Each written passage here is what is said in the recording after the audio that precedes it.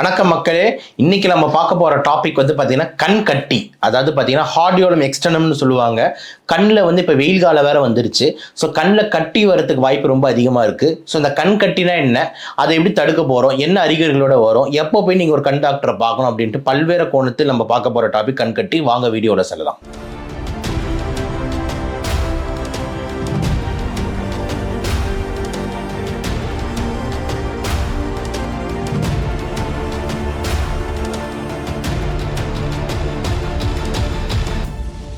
கண்கட்டி பொறுத்த வரைக்கும் வந்துட்டு உங்களுக்கு தெரியும். இப்போ என்னன்னா வந்து உங்களுக்கு ஜென்ரலாக இந்த வெயில் சீசன் அப்போ இது கொஞ்சம் ஈஸியாகவே வரும். ஏன்னா வந்து ஸ்வெட்டிங்ல அதிகமாக இருக்கும்.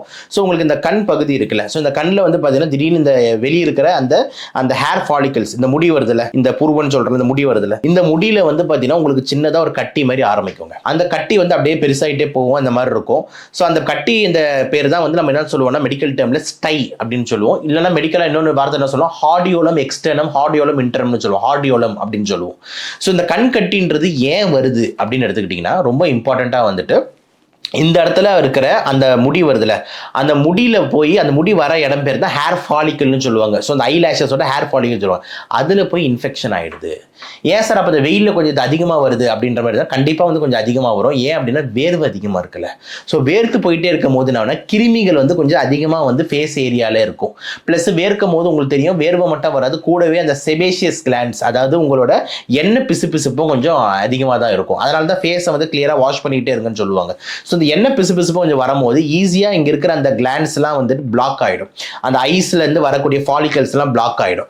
அப்படி பிளாக் ஆகிடுச்சுன்னா ஈஸியாக கிருமிகள் போய் தாக்குறதுக்கு வசதியாக இருக்குது. அதில் வர ஒரு முக்கியமான கிருமி பேர் தான் பார்த்தீங்கன்னா ஸ்டெஃபலோகாக்கஸ் ஆரியஸ் அப்படின்னு ஒரு கிருமி இருக்குது. அது ஒரு பாக்டீரியா. இது மூஞ்சில் ஸ்கின்லலாம் கொஞ்சம் அதிகமாக காணப்படுற பாக்டீரியா. இது போயிட்டு கண்ணை போய் இன்ஃபெக்ட் பண்ணுறாரு. அப்படி இன்ஃபெக்ட் பண்ணும்போது என்ன ஆகுது அப்படின்னா வந்து உங்களுக்கு அந்த கண் இடத்துல இன்ஃபெக்ஷன் ஆகி வீக்க ஆரம்பிக்குது. இதுதான் ஸ்டை. ஸோ பேசிக்கலாக கண் கட்டின்றது என்னன்னா கண்ணில் வர அந்த நெப்பத்தில் வர அந்த இமையில வந்து அந்த முடி உள்ள வர ஒரு இன்ஃபெக்ஷன் அப்படின்றது தான் ஸ்டை. என்ன மாதிரி அறிகுறிகள் சார் இந்த கண் கட்டிக்கு இருக்கும் அப்படின்னா, ஃபர்ஸ்ட் ரொம்ப முக்கியமான விஷயம் என்னன்னா உங்களுக்கு திடீர்னு காலைல ஏஞ்சிப்பீங்க. ஏஞ்சிக்கும் போது பார்த்தீங்கன்னா கண்ணாண்ட வந்து இந்த நெப்பத்தில் வந்து ஒரு வலி இருந்து தெரியும். என்னடான்னு சொல்லி தொட்டு பார்க்கும்போது ஏதோ பெருசாக உருளும். பயந்துருவீங்க. என்னடா அது கண்ணில் ஏதோ உருள் எது பெருசாக இருக்கு அப்படின்ற மாதிரி பயந்துருவீங்க. ஆனால் பயப்படாதீங்க, இதுதான் வந்துட்டு அதோட மெயின் அறிகுறி. மூணாவதா வந்து பார்த்தீங்கன்னா கொஞ்சம் சீரியஸ் ஆகும்போது கொஞ்சம் உங்களுக்கு சீல் மாதிரி கூட வரலாம். ஸோ கண்ணை வந்து திறக்க முடியல சார், ஒட்டிக்குது, கண்ணிலேருந்து தண்ணி வந்துகிட்டே இருக்கு, இதெல்லாம் வந்து அதர் அறிகுறிஸாக கூட இருக்கலாம். ஸோ ஒரு கண் வந்து நல்லா இருக்கும், இந்த கண்ணில் இந்த கண் கட்டி பெருசாக இருக்கிறதுனால கண் இப்படி மூட்டின மாதிரியே வந்து இருக்கிற மாதிரி வந்து நம்மளுக்கு இருக்கும். ஆனால் மெயின் அறிகுறின்றது வந்து உங்களுக்கு வலி, வீக்கம், இது ரெண்டு தான் வந்து மெயின் அறிகுறியாக இருக்கும். மற்றபடி உங்களுக்கு அந்த சீல் வர்றதோ இல்லைனா கண் ஒட்டிக்கிறதோ கண்ணில் தண்ணி வர்றதோன்றது அதர் அறிகுறிகள்ஸாக வந்து உங்களுக்கு இருக்கும். ரைட். என்ன சார் வந்து நான் பண்ணணும், என்ன பண்ணக்கூடாது, இந்த மாதிரி ப்ராப்ளம் வந்ததா அப்படின்ற மாதிரி இருந்ததுன்னா ஃபர்ஸ்ட் வந்து பார்த்தீங்கன்னா ரொம்ப இம்பார்ட்டண்ட்டாக நீங்கள் என்ன பண்ணணும் அப்படின்னும் போது அந்த ஏரியாஸை வந்து நல்லா க்ளீனாக வச்சுக்கணும். ஸோ ஃபேஸை வந்து ஃப்ரீயாக வாஷ் பண்ணிக்கிட்டு ஸ்வெட்டெல்லாம் அதிகம் ஆகாமல் விட்டுக்கிட்டு எக்ஸஸ் இந்த நான் சொன்னல அந்த எண்ணெய் பிசு சேபம், இந்த சேபம்லாம் அதிகமாகாமல் இருக்கிற மாதிரி ஃபேஸில் எல்லாம் க்ளீன் பண்ணிக்கிட்டே வந்து இருக்கணுன்றது ரொம்ப ரொம்ப முக்கியமான விஷயம். ரெண்டாவது முக்கியமான விஷயம் அடிக்குவேட் ஐ ரெஸ்ட். நல்லா தூங்கணும், கொஞ்சம் நல்லா ரெஸ்ட் எடுக்கணும். அந்த டைம் அப்போ கண்ணை போட்டு ரொம்ப நம்ம போட்டு ஸ்ட்ரெயின் பண்ணக்கூடாது. அது வந்து ரெண்டாவது ரொம்ப முக்கியமான விஷயம். மூணாவது வந்து நம்ம பண்ண வேண்டியது என்ன அப்படின்னா ஹாட் கம்ப்ரெஷன்ஸ் கொடுக்கறது. ஹாட் கம்ப்ரெஷன்ஸ்னால் என்னென்னா வந்துட்டு இப்போ நம்ம தண்ணி, நம்மளோட சுடுதண்ணி இருக்குது, அதில் வந்து நம்மளோட டிஷ்யூ பேப்பரோ இல்லை ஒரு கச்சிஃபோ, சுத்தமான கச்சிஃபோ நல்லா போட்டு அந்த சுடுதண்ணியில் போட்டு அதை வந்து இந்த மாதிரி வைக்கிறது. ஓகேங்களா? ஸோ அந்த மாதிரி பண்ணலாம். சப்போஸ் சுடுதண்ணி வைக்க டைம் இல்லைன்னா அட்லீஸ்ட் நம்ம வாயில் கூட ஊதி அதை ஹீட் ஆக்கி கூட நம்ம வைக்கலாம். ஸோ ஹாட் கம்ப்ரெஸ் பண்ணும் போது இன்னும் கொஞ்சம் வந்து அது வந்து குறையுது. ஸோ இதெல்லாம் வந்து நம்ம பண்ண வேண்டிய ஒரு முக்கியமான விஷயமா வந்து இருக்கு. எதெல்லாம் சார் மெயினாக பண்ணக்கூடாது அப்படின்ற மாதிரி ரொம்ப முக்கியமாக என்ன பண்ணக்கூடாதுன்னா ஐஸை ரொம்ப ஸ்ட்ரெயின் பண்ணாதீங்க. அப்போ அன்னைக்கு டைம் அப்போ தான் நான் உட்காந்து நைட்டு ஃபுல்லாக படிக்கிறேன், அன்னைக்கு நைட்டு ஃபுல்லாக வேலை செய்கிறேன் அப்படின்ற மாதிரி கண்ணுக்கு ரொம்ப ஸ்ட்ரெயின் கொடுக்காதீங்க. ஸ்ட்ரெயின் கொடுத்தீங்கன்னா உங்களுக்கு இன்னும் அந்த ஹார்டியோலம் ப்ராப்ளம் அதிகமாகவும் கண் கட்டி இன்னும் பெருசாகிறதுக்கு வாய்ப்பு இருக்குது. ஒன்று. ரெண்டாவது ரொம்ப முக்கியமான விஷயம் கையை வச்சு நோண்டாதீங்க. இது ரொம்ப ரொம்ப முக்கியம். ஸோ நிறைய டைம் உங்களுக்கு தெரியும் கையில் தான் நம்ம எல்லாமே பண்ணுவோம். இந்த பொருள் எடுப்போம், அந்த பொருள் எடுப்போம், மண்ணை வாருவோம், இதை பண்ணுவோம், அதை பண்ணுவோம், பாத்ரூம் போவோம் அப்படின்னு கையில் கிருமிகள் வந்து கோடி கணக்கில் இருக்குது. அப்போ இந்த கையை வச்சுக்கிட்டு நீங்கள் கண்ணை போட்டு நல்லா பிசைறீங்க, இந்த மாதிரி பண்ணுறீங்க, இது பண்ணிகிட்டே இருக்கீங்கன்னா நீங்களே கொண்டு வந்து கிருமிகளை டைரெக்டாக கண்ணை செலுத்துகிற மாதிரி. அப்போ அந்த கண் கட்டி வந்து இன்னும் அதிகமாகிறதுக்கு முக்கியமான காரணம் நம்ம கையை வச்சு நோண்டுறது. அப்போ கையை வந்து கண் பக்கம் கொண்டு போகாதீங்க அப்படின்றது வந்து ரொம்ப முக்கியமான விஷயம், நீங்கள் பண்ணக்கூடாத விஷயமா வந்துட்டு இருக்குது. அதர் தேன் தட் வந்து டைரெக்டாக வந்து சன் எக்ஸ்போஷர் இந்த மாதிரிலாம் வந்துட்டு நீங்கள் சூரியனை பார்க்குறது இந்த மாதிரி விஷயத்தை கொஞ்சம் அவாய்ட் பண்ணிக்கோங்க. ஸோ இதெல்லாம் தான் நீங்கள் வந்து பண்ணக்கூடாத விஷயங்களாக வந்துட்டு இருக்குது. ரைட். எப்போ சார் நான் போய் டாக்டர் பார்க்கணும், என்ன மாதிரி டெஸ்ட் எதை எடுப்பாருன்னா, டாக்டர் இந்த ப்ராப்ளம்க்கு எந்த டெஸ்ட்டும் எடுக்க மாட்டார் அப்படின்றது ஆன்சர். ஓகேங்களா?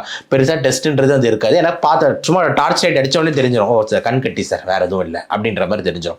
மெயினாக டாக்டர் என்ன மாதிரி வைத்தியங்கள் உங்களுக்கு கொடுப்பாரு அப்படின்ற மாதிரி எடுத்துக்கிட்டீங்கன்னா, கண்டிப்பாக வந்து ஆன்டிபயோட்டிக் சொத்து மருந்து, அதே மாதிரி ஆன்டிபயோட்டிக்கோட ஆயின்மெண்ட். ஓகேங்களா? ஸோ அந்த கிருமி தானே காசு பண்ணியிருக்கேன், அந்த கிருமி பேர் ஸ்டெஃபலோகாக்கஸ் ஆரியஸ், அவன் தானே மெயினாக காசு பண்ணியிருக்கான். அதுக்கு அகேன்ஸ்டாக வேலை செய்கிற மாதிரி ஆன்டிபயோட்டிக் ஆயின்மெண்ட், ஆன்டிபயோட்டிக் சொட்டு மருந்து கொடுப்பாரு. ஸோ அந்த ஆயின்மெண்ட் நீங்கள் ரெகுலராக வந்து அப்ளை பண்ணிட்டு வந்தால் மட்டும் போதும். அசால்ட்டாக வந்துட்டு ஒரு 4-5 நாட்களில் வந்து இந்த கண்கட்டி வந்து புஷ்ஷுன்னு சைஸு குறையிறத நீங்கள் உங்கள் கண்ணால் பார்க்கலாம். இதை தாண்டி நீங்கள் இன்னும் எக்ஸ்ட்ரா பண்ணிக்கணும்னா நிறைய தண்ணி குடிங்க, ஹைட்ரேஷன் ரொம்ப முக்கியம், நல்லா தூங்குங்க, ரெஸ்ட் ரொம்ப முக்கியம். ஸோ ஓவராலாக நம்ம எடுத்துக்கிட்டோம் அப்படின்னா, இந்த கண்கட்டி அப்படின்னு சொல்லக்கூடிய இந்த ஹார்டியோலம் எக்ஸ்டர்னம், இந்த ஹார்டியோலம் இன்டர்னம் ஸ்டை அப்படின்னு எடுத்துக்கிட்டோம்னா, இது ரொம்ப காமனாக எல்லாருக்கும் வரக்கூடிய பிரச்சனை தான். ஆனால் கொஞ்சம் அதிகமாக வர்றதுனால ஆளுக்கு காலையில் எழுந்தோன்னே பயந்துருவாங்க. அதனால் பயப்படாதீங்க. மூணாவது, இது எக்ஸசிவ் ஸ்வெட்டிங் மற்றும் இந்த செக்ரீஷன் சேபம்னால வருது. இது வந்து இந்த முடி நெப்பங்களில் போய் பிளாக் ஆகிட்டு அதில் இன்ஃபெக்ஷன் ஆகுது. அதில் முக்கியமான இன்ஃபெக்ஷன் ஸ்டெஃபலோகாக்கஸ் ஆரியஸ் என்ற இன்ஃபெக்ஷன். ஸோ மெயினாக நீங்கள் இதில் பண்ண வேண்டிய விஷயம் வந்து பார்த்தீங்கன்னா, உங்களுக்கு வந்து கையை வச்சு நோண்டாமல் இருக்கிறது, அதே மாதிரி வந்து ஹார்ட் கம்ப்ரெஷன்ஸ் இது உங்கள் சைடில் பண்ணுங்கள். ஒரு நாள் 2 நாளுக்கு அப்புறமா சைஸுக்குள்ள கண்டிப்பாக நீங்கள் வந்து கண் டாக்டர் போய் பாருங்கள். அவர் மோஸ்ட்லி வந்து மெடிக்கல் மேனேஜ்மெண்ட்டில் சரி பண்ணிவிடுவார். சில கேஸ் மெடிக்கலாக போட்டு சரியாகலைன்னா மட்டும்தான் சின்னதாக கீரல் போட்டு அதை டோட்டல் வந்து சீலை வெளியே எடுத்துருவாங்க. அது வந்து ரொம்ப ரேர் தான். இல்லை ஆட்டோமேட்டிக்காக செட்டில் ஆகிடும். மற்றபடி பயப்பட வேண்டிய அவசியம் கிடையாது. லாஸ்ட்டாக ஒரு டேக் ஹோம் மெசேஜ் என்னன்னா, சார் எனக்கு மாதம் இது வந்துக்கிட்டே இருக்குது, அடிக்கடி இது வந்துக்கிட்டே இருக்குது, சம்மர் சீசன் மட்டும் இல்லாமல் எப்போவுமே வந்துக்கிட்டு இருக்குன்னா, உங்கள் கண் பவரை செக் பண்ணுங்கள். ஸோ ஏன் சொல்கிறேன்னா, கண் பவர் இருந்ததுன்னா உங்களுக்கு தூர பார்வை தெரியாது, கிட்ட பார்வை தெரியாதுன்னா நீங்கள் கண்ணை போட்டு கசக்கி பார்த்துக்கிட்டே இருப்பீங்க. கண்ணில் இருக்கிற கிருமி இங்கே படுது, பட்ட உடனே என்ன ஆகுது, இந்த கண் கட்டி வருது. அப்போ ரெக்கரண்ட்டாக இந்த மாதிரி வருதுன்னா கண் கட்டி, அப்போ கண் பவர் டெஸ்ட் பண்ண வேண்டிய நேரம் வந்துருச்சு அப்படின்னு சொல்லி இந்த வீடியோ முடிப்போம். இந்த வீடியோ உங்களுக்கு ரொம்ப யூஸ்ஃபுல்லாக இருக்கும்னு நினைக்கிறேன். கண்டிப்பாக வந்து எல்லாருக்கும் லைக் பண்ணி ஷேர் பண்ணுங்கள். கண் பற்றி நிறைய விஷயங்கள் நம்ம பேசுவோம். ஏன்னா வந்து எஜுகேட் பண்ணுறது நம்ம மோட்டோவாக இருக்குது. இதெல்லாம் நம்ம மக்களுக்கு முடிஞ்ச அளவுக்கு வந்துட்டு ஈஸியாக தந்துக்கிட்டு இருக்கு. அதனால் உங்களோட ஆதரவும் வந்துட்டு ஏதாவது நம்ம சேனலுக்கு வந்து சப்போர்ட் பண்ணணும்னா கீழே வந்து நம்மளுக்கு சப்போர்ட்டிங் லிங்க் இருக்குது. சப்போர்ட் பண்ணுறதுக்கு உங்களால் முடிஞ்ச தொகையை நீங்கள் சப்போர்ட் பண்ணலான்னு சொல்லி இந்த வீடியோவை முடிக்கிறேன். நன்றி, வணக்கம்.